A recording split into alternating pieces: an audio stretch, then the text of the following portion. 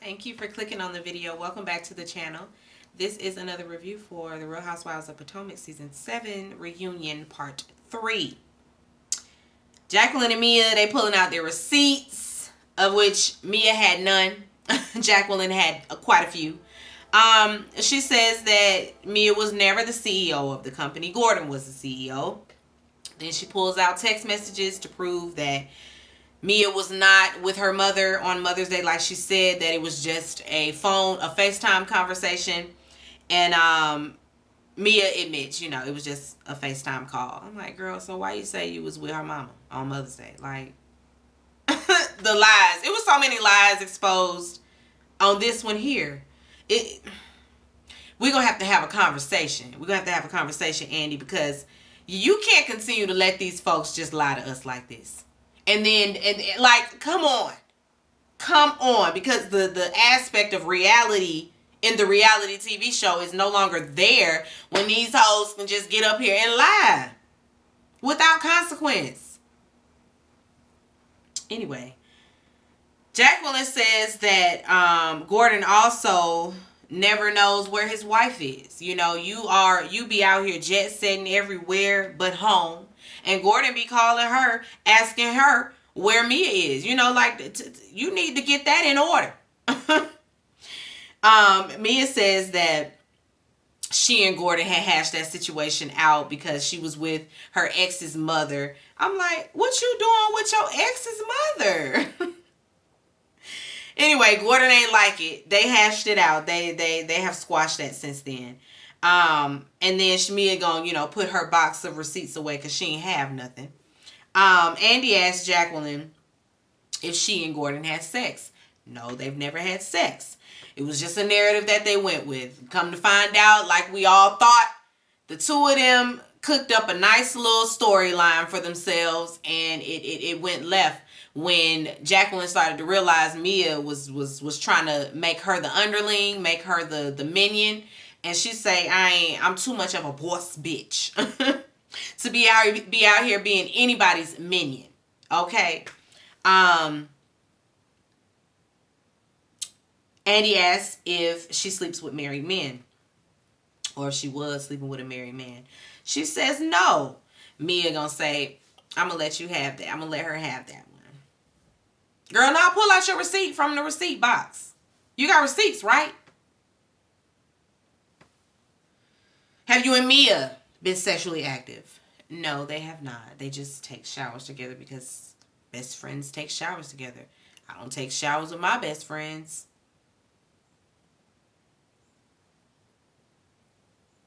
Have I seen them naked? Yes, but I don't ever want to go and grab their ass. Or I don't ever want to say, hey, let's go get in the shower. That's weird. You're making it weird. You make it weird when you do that. You make it weird. Anyway, Mia's asked why she would expose her best friend on TV, as if she was sleeping with married men. And Mia says that it was in response to Jacqueline saying that she needs more dick. And Jacqueline is the only one that knows that her husband is a prostate cancer survivor. And so that was a dig at him. It's like, girl, what? And everybody around the room like, oh, I knew that. Yeah, she said that when we was back in the, yeah, I remember that. I remember that. But Jacqueline the only one that knows. Girl, and I didn't go there with that. If that was something inside that the two of you knew, why would you tell all of us? Just setting that man up for all the jokes. All the erectile dysfunction jokes coming your way. Because why would you even? Anyway, Mia says she's on sleeping with a married man, because of course Andy's going to ask, well, how can you tell her to close her legs to married men when you said that Gordon was married when y'all slept together on the beach? And she says, yeah, I didn't close my legs to married men, and I own that, but she doesn't own it. Jacqueline says that, Mia should have apologized. She should have apologized for being a shit friend, for telling people that my house was foreclosed on. I still have my home. You don't. Andy asks, how much has she given Jacqueline over the years? And Mia says that Jacqueline asks Gordon for a mortgage payment or whatever, and the Porsche. What about the Porsche? Not Mia. The lady say she bought her own car. She pulls out her receipts for that, title, car, all that in her name. That's her car. She bought it. It's in her name. Mia just says that basically they both needed a story. No, you needed a story. You needed somebody to be on there to play around with, for a few dollars, and to be in the friend group. Girl, please. Jacqueline kind of went along with it though. She went along with it until she wasn't going along with it anymore, and it was obvious that that's what was going on. Robin and Candace want to know, okay, so is there going to be any resolve? Like, y'all are sisters. Y'all have been friends for a long time. No resolve. Me over there talking about even if I could, I couldn't, because, Gordon is like, absolutely not, no. How Gordon gonna tell you who to be friends with? Excuse me? Not somebody that you knew before you met Gordon. Like, talking about even if Gordon said no. Girl, fuck Gordon.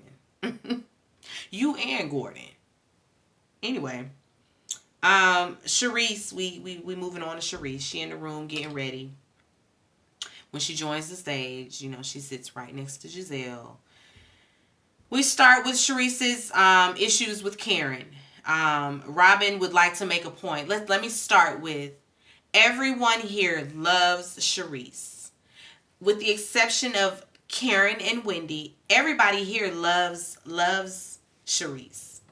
It's like, so? That don't mean I have to like her.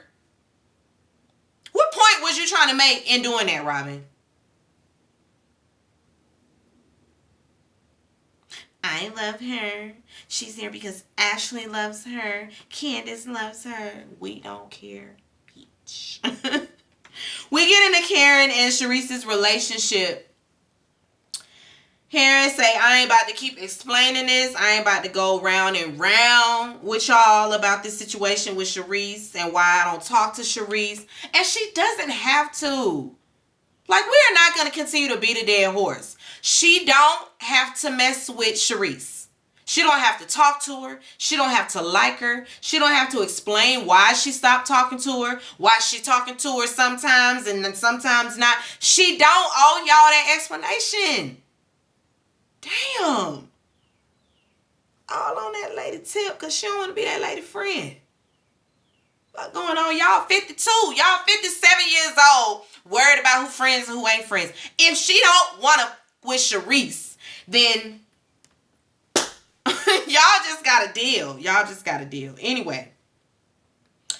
Andy thinks that Sharice going to the funeral was in good taste. And Karen is like, I'm not discussing it any further. I'm just going to have to decline to talk about that. Like, y'all can talk amongst yourselves.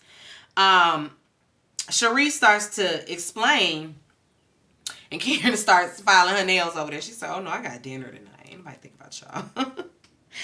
Andy has to clarify that they asked Sharice to come back, so it wasn't on some Sharice was trying to, bombard her way back into the cast. Okay. She want to know why Karen invited her to her Ladam event, that was right after the funeral, if she was so upset with her.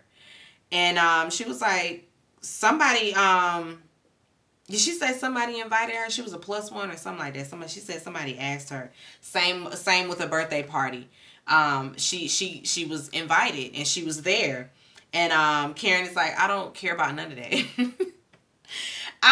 Y'all, they were trying to back Karen into a corner. And although it's like, Karen, you should just be real and say, I just don't with her. And just let that be that. Making it about your mom's funeral or, grasping at the straws is why they continue to harp on it. But she still don't owe y'all the explanation. So you shouldn't even be asking. You shouldn't even be putting her in this situation because you should just let it go. It doesn't even concern you. Like, not on any level.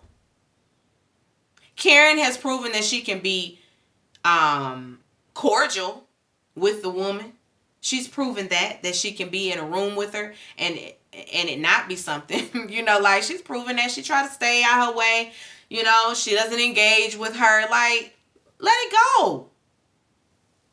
Ain't nobody dragging y'all for a reason as to why you don't, talk to Wendy. Why y'all don't like Wendy? Why aren't we harping on that? Because I would be continuously asking that question. Why you don't like Wendy though? But why you don't like her? But what did she do? But what did she do exactly? But why don't you like her? What did she do? That's them. It's just a revolving door. Why you don't like her? Why you don't want to hang out with her? Just be honest. Tell the truth. Just tell. Those two are insufferable. Mainly that Robin. Something about the tone of her voice. It's just something about Robin that I'm going to have to get it under the blood. Because I can't stand Robin. I don't even know that lady. But she really gets me. She really gets me angry.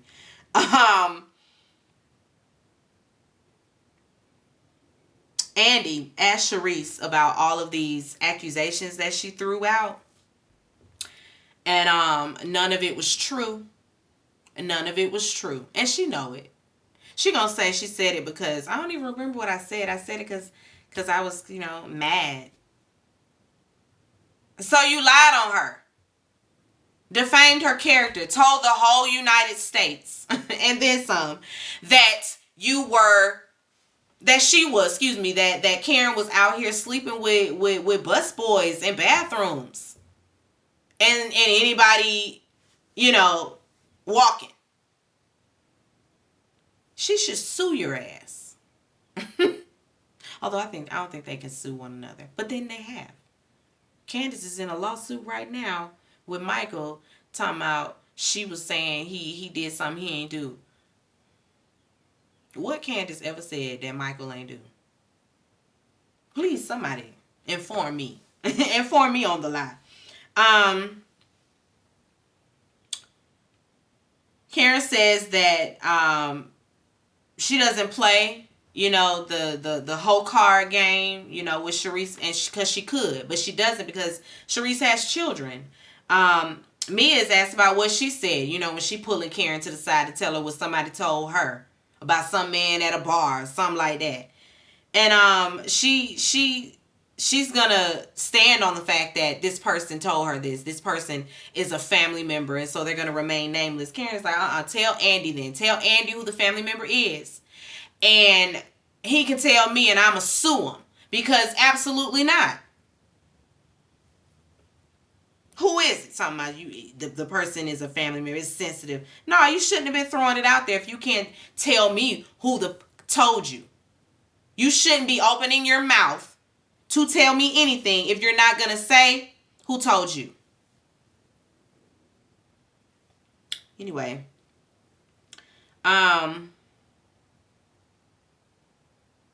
They all say, that they get calls from one another. Because Karen's whole thing is, I get calls about these girls. I don't need to just be saying it, repeating everything.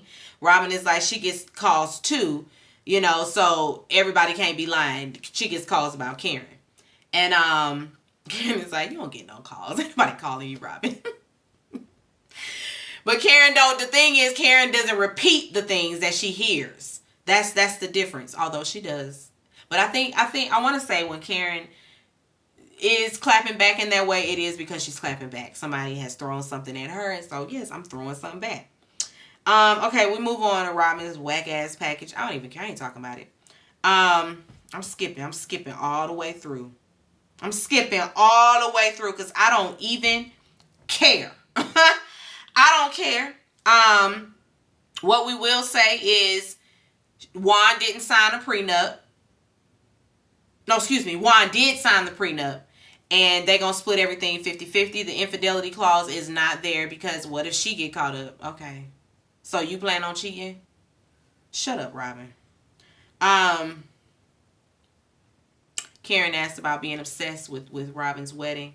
She admits, I was a little obsessed. I wanted to know because she always talking about a wedding and then a wedding wasn't happening. So, yeah, I was asking. Plus, Robin is always doing that to somebody. So she deserves. Um, Karen is asked about that other woman. You know, Karen stands on the fact that yes, there was another woman. I ain't lying about that. She may not look like that sketch. The sketch was a reach, but she is a blonde, you know, a mature woman, just like me. um, Andy asks if Robin asked Juan about that other woman, and she says she did not. The Family Fun Day event. So we go back to it. It's very cheap, very low budget. Robin is asked about her invite to Wendy's children, like, you know, what were you thinking? Trying to send Candace to bring them. Robin stands on it. You know, she always gonna stand on her mess. She's never gonna be accountable. Like, I'm wrong, but she gonna stand on it. Yeah, I did it. I'll do it again. Such an asshole. She doesn't see anything wrong with it because I guess as a mom she would do that. She would send her children with someone that's never spent any time with them alone to go and spend time with people that don't like her. Her mother, excuse me. She would do that. She says she wasn't deliberately, you know, not inviting the children. It's like, yes, you were. You didn't even plan this event. Because when we asked you about the whack ass setup, your excuse is, oh, it was just kind of thrown together. It was last minute. Yeah, it was last minute, like the day you invited them. That's when you thought about doing it.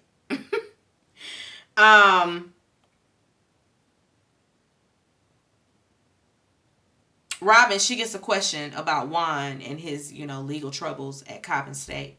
And, of course, instead of just saying, oh, this is a legal matter, I'm not going to be able to speak on that, we're going to have to move on.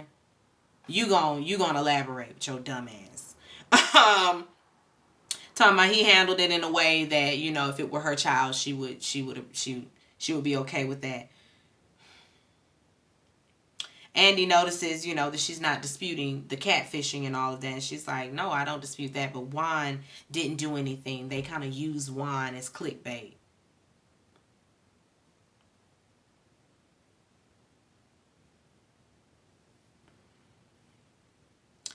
Charisse exits the stage. The husbands are getting ready to join the stage. Happy Eddie and Wendy, they got a good laugh at, you know, Deborah's claims of him being Happy Eddie and all of that. They're solid. If you thought you was shaking the table, no. Gordon, he's asked about Mia's health, and he, listen, choked up. Gordon get to crying because he say it was stressful going back and forth to the doctor, you know, worrying, having that lingering worry that, you know, the children will be without their mother. It was just a lot for Gordon. He was stressed. He get all choked up, child. Then he's asked about a sexual relationship with Jacqueline, and he says no. She's like a sister. What about some of her other friends? He's like, I mean, I ain't never penetrated none of her other friends, you know, but he get them going. He get them revved up. Get them revved up for penetration from somebody else. But I mean, that's that. A little foreplay and that's it. Then they switch to Chris and his reaction to seeing Giselle accuse him of sexual misconduct. Chris says, you know, listen, I'll own that I asked you to speak in your room. And you said yes. And so Chris continues and Giselle tries to interject. And he's like, I'm not finished. You're not going to interrupt today. You have done plenty of interviews. You've had plenty of time to speak. It is my turn to speak. Chris, he says, you know, if you were uncomfortable when you saw that there wasn't anyone in the room, why didn't you ask to speak outside? Why didn't you change the situation around so that you were comfortable? Like you just stayed uncomfortable and then said something months later on TV. That's our issue. That's our issue. You told Karen, you know, that he needs to apologize for what he did. What did he do? What I did. What I do. She can't say nothing. Emphasis on the did. What did I do to you? And then Giselle starts to explain her version, and she deflects, to him being the one that asked to speak to her in the room, and why wasn't he honest about that? And Chris say, I ain't arguing that. What I do? And then she says that I'm getting there. Oh, well, get there. Get the fuck there. You've had 10 months to prepare. And then Chris snaps. Okay? He's lost clients, lost jobs, have to, explain all of this to his family. Bitch.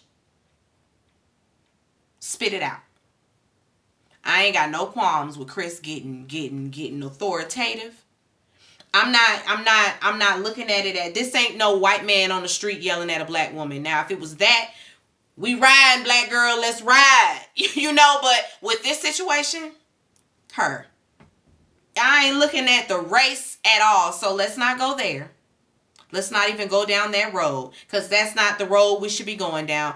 That ain't my vantage point at all. As a black woman, I didn't feel no way about that white man raising his voice or being stern with her, because she deserves. You do need to shut up and let me speak. You do need to spit it out and stop deflecting and dancing around what you say I did. Say it. What did I do? Chris wasn't wrong. He wasn't wrong in the delivery or none of that.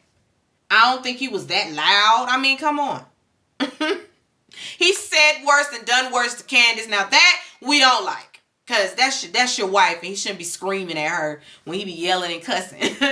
But with Giselle, please, I ain't got no sympathy for her. Absolutely not.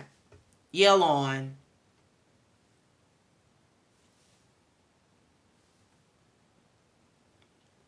Anyway, Giselle says, oh, well, I'm not going to talk to you. We're not going to talk if you're going to cuss at me, because that's not cool.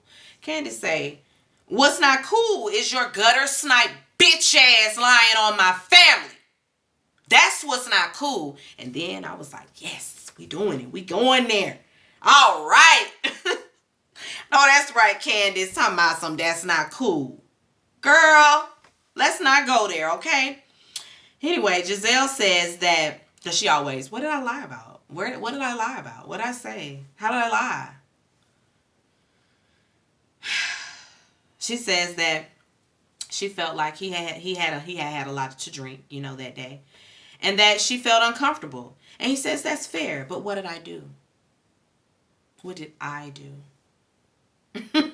And she says that's what you did. You put us in that situation. Oh, okay. Girl. She's talking in circles at this point. All this, she thinks she's explaining what he did, and she still ain't explained what he did. Like it gets down to semantics, and that's the game she loves to play. She loves to deal in semantics. They bring in Ashley's text, and Ashley explains, I didn't know the context or none of that. I just thought I was getting a 2 a.m. message from somebody's husband. She stands corrected. Chris, he would like to point out that Giselle is always bringing up his brown penis. And, of course, we show the footage of Giselle bringing up Chris's penis on a few occasions. And he says, I'm not expecting an apology for that. I've never told you I was uncomfortable about that. Do you see where I'm going with this? Giselle apologizes. I'm gonna apologize for calling him a sneaky link, and Candace is like, that is not an apology. I get what Candace is saying. Don't play with me, Giselle. Saying the words I apologize for X, Y, and Z is not saying I'm about to apologize for it. That's not an apology. It's not. Just apologize. It's like talking to a child. It really is.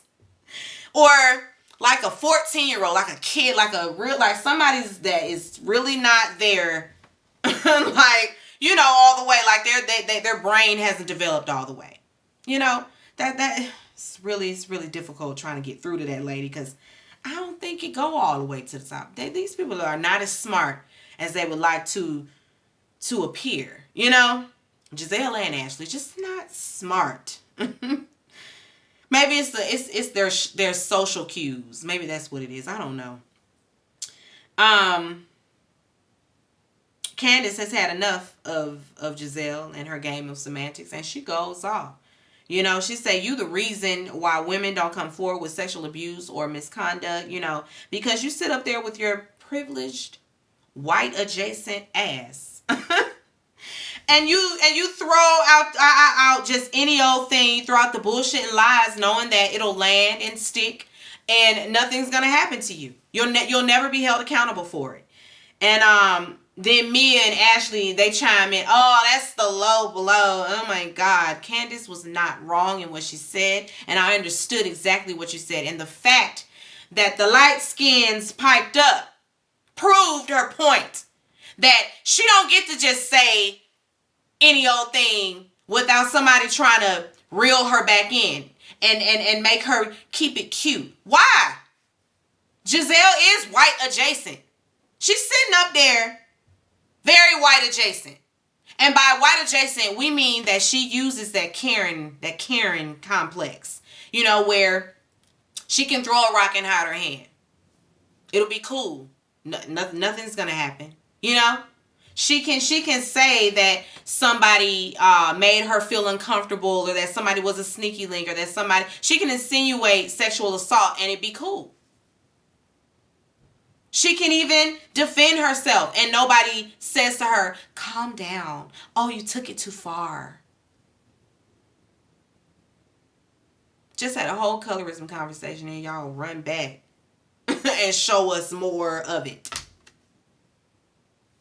Ashley chimes in and it wasn't even necessary for her to even bring it up. She's so on the heels of the colorism conversation, so it doesn't you don't have to do it. Like, you don't have to watch what you say. You don't have to watch your words. And then Wendy steps in. And I didn't appreciate her doing this in front of Capacity. Friend could have said this later. Stand with me. They need to always be a united front.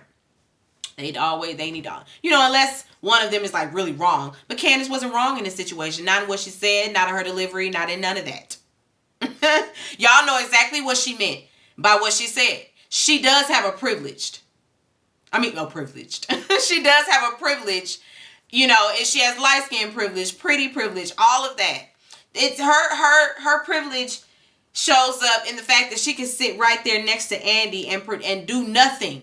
Season after season after season after season after season after season. And she still remains in that spot. She can align families, husbands, and do all sorts of things. And she's never held accountable for it until today. Today, her feet were held to the fire like they should have been for the last 6 seasons. Anyway, and somebody was in the back yelling, Candace, that's too far. I'm like, who is that? Shut up. We can hear you. I don't know who that was, but whoever that was, I needed them to be quiet. Again, Wendy, I get it, girl, but no, don't try to correct her. And I was glad that Candace stood in what she said. I know what I said. And I stand on what I said. I'm proud of Candace. I'm so proud of her. I am so proud of her because, yes, girl, I'm here with you, girl. Listen, I see you. We see each other. Giselle tries to, because she apologized, to Chris. Chris accepts her apology. And Candace like, oh, well, I don't. Do what you want. I don't. It's her forever. Keep it. Andy wants to have some fun now, so let's move on, to all the girls' trips that they had. And Gordon say he liked seeing all the women, do what they do. Ray say, no more Miami trips. Karen, we find out, doesn't like for her breasts to be referred to as titties. She say, listen, I ain't no dog. I don't have no titties. I have breasts, boobs. That's what you gonna call my breasts. I know that's right. She's a woman of another generation, and they don't get down like that. Robin, she's asked about, how did Juan feel about all of this? She's saying, well, he doesn't watch the show. Well, duh. He doesn't watch the show. He doesn't want to come be on your show. Juan don't do a lot of things.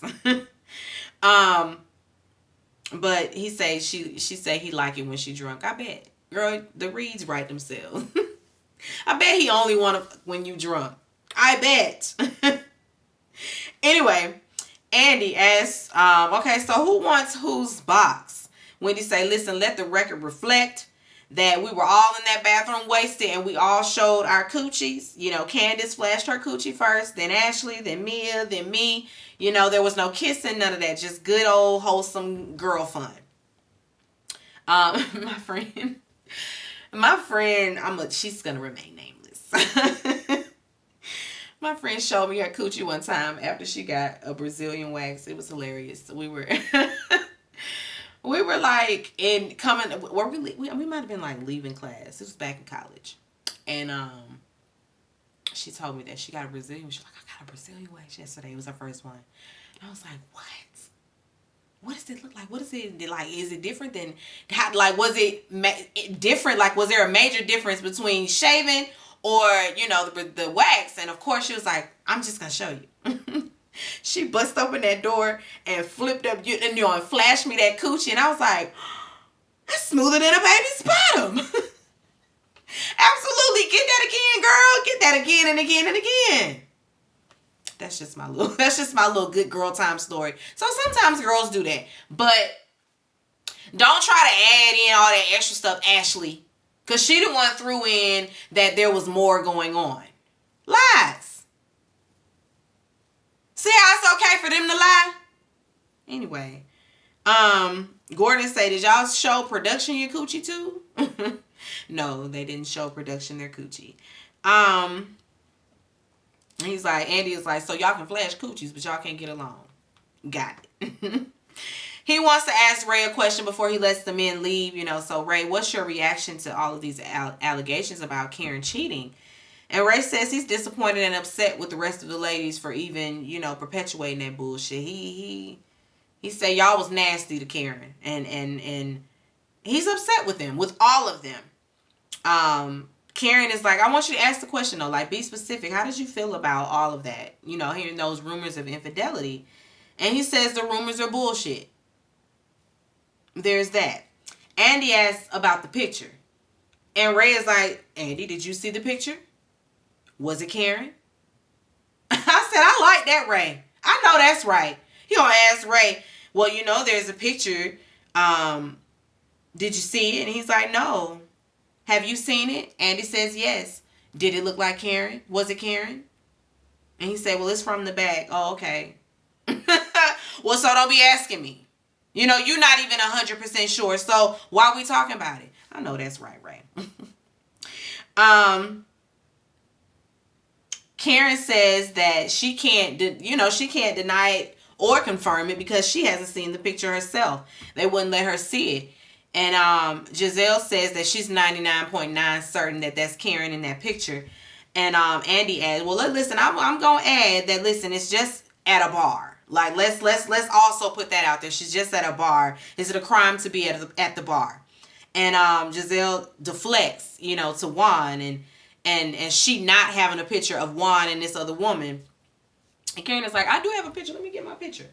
Ray say, don't do that. And so she doesn't do that. Them folk don't be having.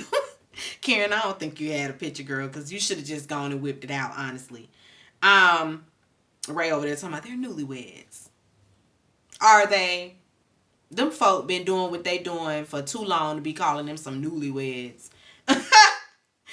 Anyway, Robin jumps on the sexual assault bandwagon and asks Karen if she was implying that Juan sexually assaulted her. And Karen is like, no, but he did touch me.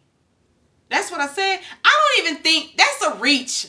Robin just be, because I didn't even feel that way when Karen said it. I didn't feel like she too was like she was hypocritical in some way. I really felt like Karen was trying to jump in there in Chris's defense on some, okay, Robin, not in Chris's defense, because Robin was coming for Karen, you know, trying to expose her and everything.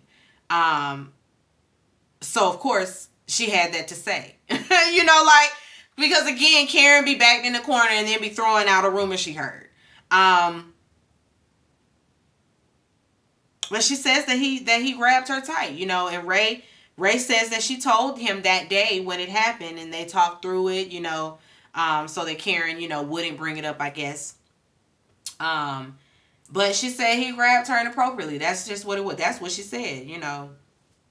Robin tries to downplay, you know, like it was just a tight hug. Girl, your husband shouldn't be hugging anybody tightly to where they feel like this too much. Like, you know, like, you shouldn't do that. That's way different than what Giselle experienced. Completely different. And so, no. No. Anyway, Andy excuses the husbands. And Candace and Chris, they so cute doing a little handshake. You can tell the couples that really love each other. You really can. By how couples interact, you can always tell. We end the reunion with Candace's song blaring through the JBL speakers. Ashley, she always got that green look in her eyes. Girl, don't be mad. Don't be mad. Don't be a hater. Don't be a hater. Don't be a hater. And they're all haters, honestly. They all reluctantly trying to get up and do a little bob. Winnie, the only one, you know, genuinely doing a jig to her friend's song. You know, she's the only one genuinely supportive of her in her music career. Because, listen, I don't even think Robin is really that supportive. They be trying to play Candace. They really do. Anyway, 2 weeks later, we get the clip. We've already I don't know why we saved this footage. Why show us some shit we saw? I don't get it, but whatever. I don't understand. They show us Robin and Ebony K. Williams on, you know, their episode on Watch What Happens Live. Andy grilled that ass. He really did. So was Juan cheating? Do you believe that they were intimate? Explain why she would have a hotel receipt with Juan's name on it. Do you believe that they were ever, was it more than just a conversation? Because, you know, Robin was lying. Robin was sitting up there lying, trying to think of all her answers, you know, trying to pull from the sky, looking over there, looking to the left, trying to, because I, you know, in my YouTube studies, people who study body language, they always say that when you are recalling information that is truthful, that you already, knowledge that you already know, you're going to pull it from the right side. When you are thinking of something to say, you're going to pull from the left. You're going to look to the left. Robin was doing a lot of that.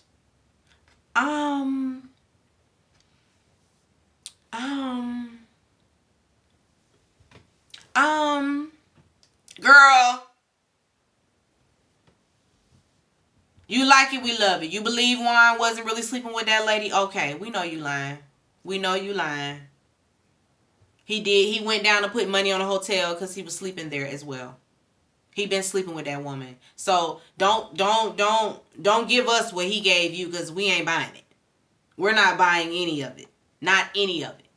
And that lady done already came out and debunked all that bullshit you was talking. So there's that. She like, I don't know no Baltimore Ravens player. I went down. I came to see Juan, like I've been doing. So it's no dating, no relationship, no girl.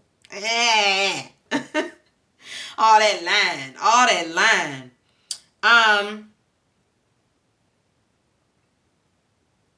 Andy says to her, you know, he's always, here's the thing. You're on a reality show. And you played a part in a lot of the infidelity chatter in the you know, on the season. How do you stay silent during the season? And she gonna say, I was waiting on Karen. She waiting on everybody else to say something. Okay. Girl, but what about when you was getting drunk all the time and Wendy called your relationship fake and you flew off the handle? Why? Because you was getting cheated on at the time. And you knew about it. Because you said you went through all this in season 6. Girl, you had time to talk about this. We don't want to hear none of that. Because Andy is like, so you need an opportunity, a produced opportunity, excuse me, for you to get to, you know, telling us about your business, telling us about yourself. Like, I don't understand what that is. Because she continues to say, well, I was waiting on somebody to say something. I just thought that somebody was going to bring it up. I was waiting on it to be brought up. You could have brought it up. You had plenty of opportunities to do that, lady. We don't want to hear it. He didn't get into the paywall situation, but he really should have. They talk about Candace and how they spoke with her. You know, she felt betrayed, and she's like, why? What does my situation, what does what I'm going through have to do with she and Chris? Well, because you used Chris as a scapegoat. That's what. That's not, I defended Chris. Girl, whatever. She says that if they had brought it up, she would have admitted it. And again, we don't want to hear that. Keep it. We don't want to hear that. You've had plenty of time to bring it up, but you didn't. You chose to ride off on the Chris hate, you know, train. Anyway, cause she keep all that hemming and humming and this and girl, please. She goes on to say that she doesn't like bringing up the men. She doesn't like doing that. And Andy is like, you don't? What about bringing up Candace? I mean, bringing out that picture with Karen and some man. Like, what is that? And she's like, that wasn't about Ray, but it's about Karen. And she's married to Ray. So it's about their marriage. You are now playing with their marriage. Well, she talked about my marriage too. Girl, here we go. Again, it's like talking to somebody that's like 13. Well, she did it to me. Well, I just said it because I was mad. I don't like her. That's why I don't like her. Well, she did it. Well, they did it.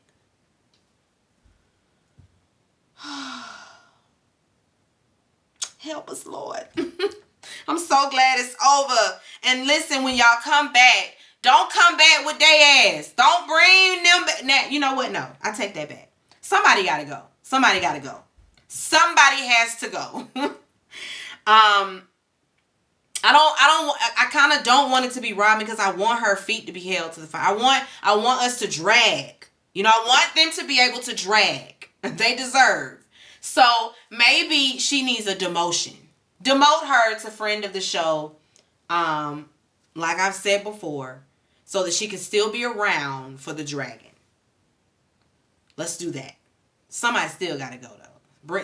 Let's get rid of Mia and bring Katie back. Get rid of Mia, bring Katie back. Katie will shake the table, okay? We love Katie. We love Katie Ross. Anyway, that was really it, guys. That's it for the Real Housewives of Potomac. I'll be back, y'all, because I'm absolutely going to review Queens of R&B. It's off to a great start, so let me get on over there to it. Be sure to rate, comment, and subscribe to the channel. It's Call Me Busby, and I'll chat with you later. Peace and light.